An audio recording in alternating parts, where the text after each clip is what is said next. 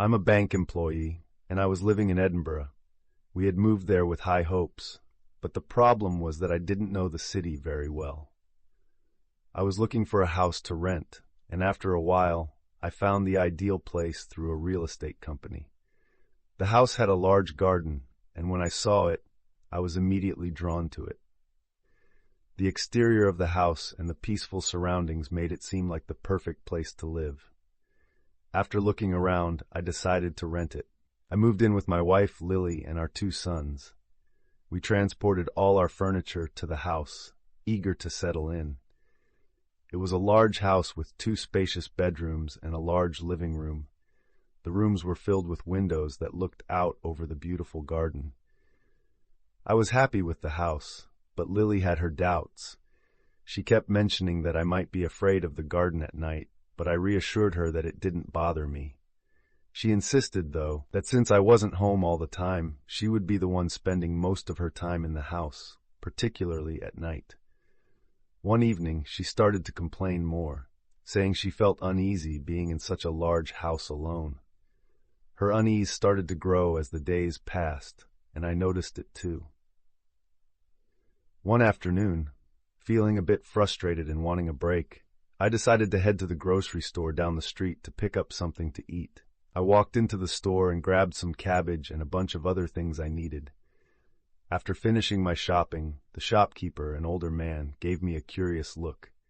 As he was ringing up my items, he suddenly asked, "So, you're the one who just moved into that house, aren't you?" I nodded, surprised that he knew about our new place. I told him about renting the house and how my family had just arrived in the area. He looked at me with a serious expression and said, "Take care of yourself and your family. That house, it's a heavy place." I couldn't help but laugh it off.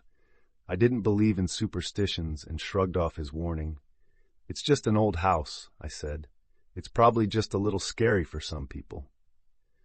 I didn't think much of it at the time, dismissing it as just another local rumor. I returned home, and we all ate dinner together. The evening passed quietly as we unpacked some of our things and settled in.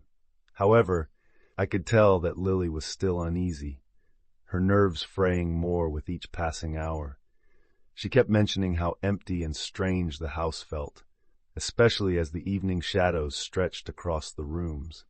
By dusk, I noticed her growing more restless, and I could sense her frustration. She snapped at me a few times, and her unease was starting to get on my nerves, too. After a light dinner, we decided to call it a night. The kids were asleep in their rooms, and my wife and I settled into our bed, but I was feeling restless. I lay there for a while, staring at the ceiling, feeling an odd sense of boredom and discomfort in the silence. I decided to get up and turn on the TV to distract myself, but as I reached for the remote, I realized something. I hadn't installed the TV antenna yet. Great, I thought, adding to the list of things I had forgotten to do.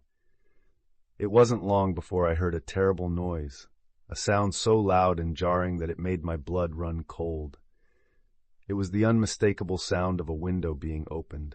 The sound echoed through the house, sending a chill down my spine.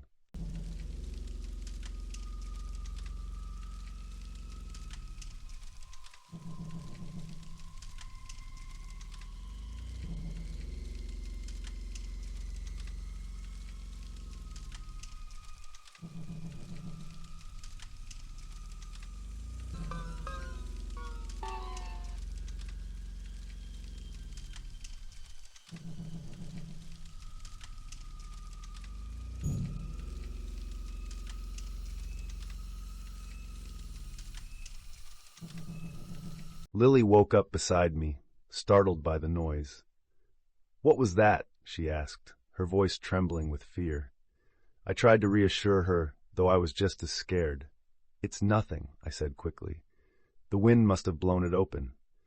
But deep down, I knew it wasn't the wind. I had checked all the windows and doors less than half an hour ago. They were locked, secured, and there was no way any window could have opened by itself. My mind raced as 1,000 thoughts flooded in. Could someone have gotten inside? Was it someone trying to scare us into leaving? Fear gnawed at me, and I couldn't shake the feeling that something was terribly wrong. My heart pounded in my chest as I whispered prayers under my breath, desperately hoping the morning would come soon, so we could leave this strange situation behind. Maybe someone was just playing a prank on us, or maybe there was something more sinister at play. Whatever it was, I needed to get to the bottom of it.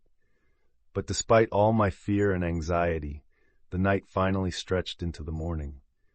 When the first light of day crept through the windows, I couldn't get out of bed fast enough. I stormed over to the door, my heart still racing, and glanced at the clock. It was 11:30 a.m. already. I hadn't slept a wink. I was drifting off to sleep when suddenly a loud noise woke me up. It was the same sound I had heard earlier, the sound of a window opening. I froze, my heart racing. I glanced toward the window that faced the garden, and to my shock, it was wide open. My first thought was, it must be the wind. I quickly got out of bed and walked over to the window to check. The cold air hit me as I approached, but there was no sign of how it had opened. I shrugged it off, convincing myself that it was just the wind. After all, I had checked all the windows earlier. I tried to fall asleep again, but no sooner had I settled in than I heard the same unsettling noise once more. This time it was clearer, more distinct, like something had actually been moved. I opened my eyes in alarm, but the room was still. There was no sign of anything out of the ordinary. The window was still wide open, but everything else seemed quiet. Confused, I got up once again and walked around the house, checking all the rooms. As I passed the hallway, I saw that one of the room windows was also slightly ajar. My mind raced. Could this be the one? I wondered. Maybe the wind had opened it earlier. I closed the window, feeling a sense of relief wash over me. I checked the other windows, one by one, and found them all securely shut. But the unease I felt was growing. Something didn't add up. I had locked everything, and yet windows kept opening on their own. With a sigh of frustration, I returned to bed, determined to finally get some rest. But the thought of the windows opening on their own kept me awake. What was really going on in this house? The next day morning after breakfast, I headed to the bank for my work mission. I went about my tasks, trying to push the strange events from the nights before to the back of my mind. After finishing everything at the bank, I returned home. Lily, still looking a bit concerned, asked, "Was there a strong wind last night that could have opened the window?" I paused for a moment before responding, "Maybe, but I don't remember feeling any wind last night." I tried to shrug it off, but deep down I knew something was wrong. The night I had checked everything, and there was no wind. It didn't make sense. After lunch, feeling a bit overwhelmed, I decided to take a short nap. When I woke up, it was 5:30 in the afternoon. I thought to myself, I still have time to fix the TV antenna, so I headed upstairs to the roof. But as soon as I stepped onto the roof, a sudden wave of fear washed over me. I couldn't shake the feeling that something was wrong, and it reminded me of what had happened the night before. I froze for a moment, unsure of how to even begin installing the antenna. The task, which normally would have been simple, felt impossible now. I went back downstairs, not understanding why I was so scared. I didn't tell Lily or the boys about my fear. I didn't want to worry them, especially not with everything that had happened recently. Instead, I kept it to myself, though the unease lingered. At dinner, the boys ate their meal, and after finishing their fruit, they went off to bed. My wife and I settled in for the night, but even as I lay next to her, I couldn't shake the feeling that something wasn't right. Lily fell asleep quickly, but I tossed and turned, my mind racing. I was exhausted, but sleep wouldn't come. I was nearly on the edge of losing my sanity when, just like the night before, the sound came again, the unmistakable noise of a window opening. I opened my eyes, my heart pounding in my chest, and to my horror, I saw that the window was once again wide open. Panic gripped me. I couldn't believe it. My body froze as I stared at the open window, every part of me screaming to go and close it, but fear kept me paralyzed. I felt like I couldn't move, as if something was stopping me from taking action. But somehow, despite the overwhelming terror, I managed to get out of bed and make my way to the window. I don't even remember how I closed it. I was so consumed by fear. My hands were shaking, and my mind was racing, but I did it. As I closed the window, I couldn't help but feel that I had narrowly escaped something I couldn't fully understand. I went back to bed, my heart still racing from the strange events. I was slowly drifting off to sleep when suddenly I heard a noise that snapped me awake.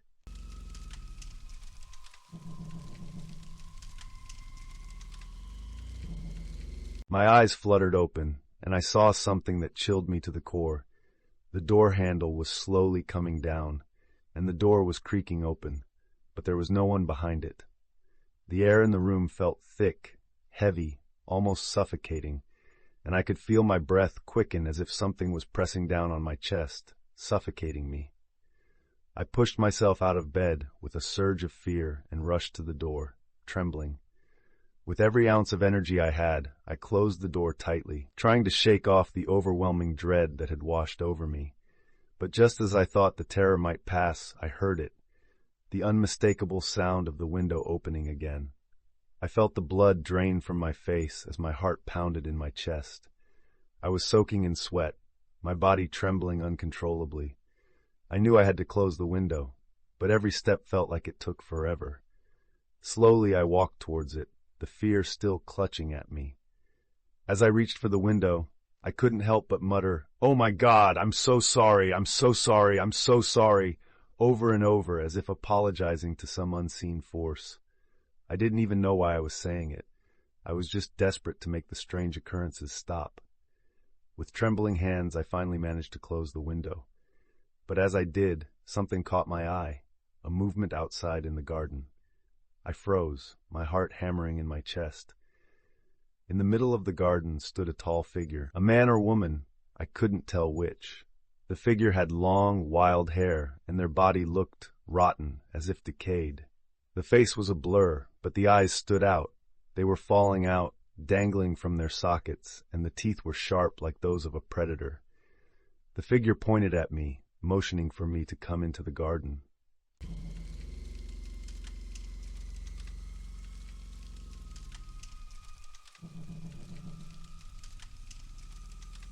I felt my entire body go numb, my mind screaming in terror, but my body refused to move. My tongue felt thick in my mouth, and I couldn't speak. My limbs were paralyzed, and I could feel my legs giving way beneath me. I collapsed to the ground, my vision starting to blur. My whole body was weak, and I felt like I was having a stroke. Everything around me seemed to close in, as if the very air was pressing against me. Then everything went black. I came to hours later, the terror still fresh in my mind. My body was stiff, and I could still feel the weight of the fear lingering in the air. Had it been real? Had I imagined it all? I couldn't move. My body felt heavy, like something was weighing me down. A thirst, born from fear, gripped me, and I felt utterly confused, as though my mind was unraveling. I looked around frantically, but everything seemed so distant, so surreal. When my eyes landed on the window, now wide open again, a chill ran down my spine. I couldn't muster the strength to close it or even call out for help. My body was paralyzed by fear, and despite my desperate attempts to move, I fell halfway asleep, trapped in a haze of terror. Then, from the hallway, I heard it, a scraping sound, like something being dragged across the floor. It sent a wave of panic through me, but I couldn't bring myself to get up or investigate. The sound continued, and I curled into the bed, shaking uncontrollably. I fell asleep, or perhaps it was more like I passed out, too exhausted and terrified to stay conscious. The next thing, I woke up to Lily's voice. She was speaking to me, but I couldn't make sense of her words at first. My head felt foggy, my body sore, like I hadn't slept in years. My nerves were on edge, and I felt like I was still trapped in the nightmare. "Lily?" I whispered, my voice shaky. "I don't feel well. I feel like I've been awake for days." She looked at me, her face filled with concern, but there was a strange anxiety in her eyes too. "Mike, what's going on?" she asked, her voice trembling. "You've been acting strange. What's happening to us in this house?" I stared at her for a moment, too exhausted to explain. Fear still gripped me, and I knew I couldn't stay there a minute longer. "Get the bags.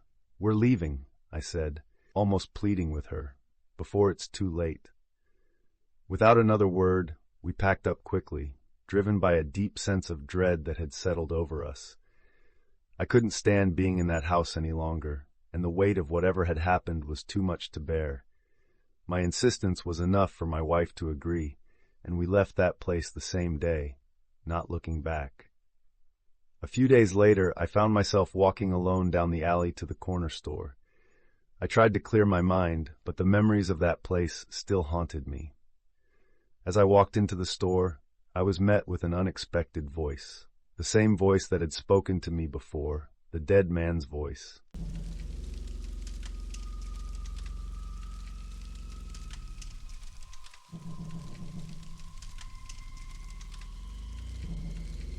"Did it bother you too?" he asked, his tone chilling, as if he had been waiting for me. I froze in my tracks.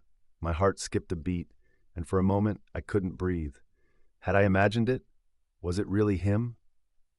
The terror came rushing back, and I felt the familiar weight of fear settle over me once more. I nodded, my voice barely a whisper. "Yes," I said, explaining everything that had happened. The strange occurrences, the figure in the garden, the windows that opened on their own, everything. I watched the man closely as he listened. When I finished, he turned to me, his face a little more serious than before.